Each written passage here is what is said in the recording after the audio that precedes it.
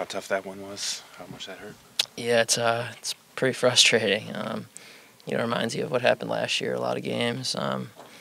We came out second half, thought we played pretty well, and got the goal, and stopped playing, and it's tough for teams. You look at a team like Barcelona. They, no matter what the score is, they're going to keep playing the same way, and they have that identity. And for us, there's so much fluctuation between playing long and then keeping the ball. And I think anytime you're switching up in the course of the game, it's probably not going to bode well for you. So unfortunately, the last 25 minutes we didn't. We weren't able to keep the ball as much as we wanted to. Why does this keep happening to this team, giving up these late goals, late leads? Yeah, it's tough. It's like I said, a combination of in the actual goals, it's avoidable mistakes. It's stupid little things that we're not doing great. But like I said, even before that, we're being forced to absorb pressure because we decided to stop keeping the ball, and that's a combination of everyone. That's from the back, that's people from the front. We kind of got stagnant the last 20 minutes of the game, and it's something you can't have happen to you. You guys had a lot of formation changes, a lot of guys shifting around.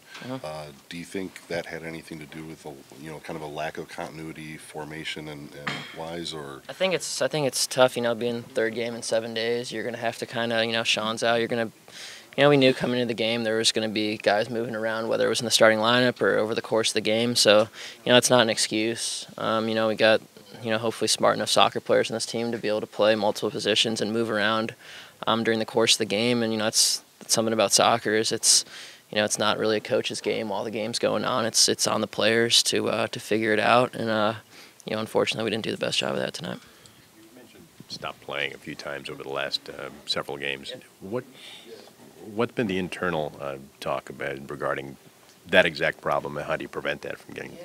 Yeah, it's just you have to focus so much on it mentally, and I think at times when you're exhausted, you're tired. Third game in 7 days, it's the easy thing to do to just kind of squeeze up and kick it long. And I think if we're really gonna be a good team, I think that mental will to kind of force yourself to keep playing and keep passing and moving. Maybe when your legs and body are tired is something we haven't got to yet, but.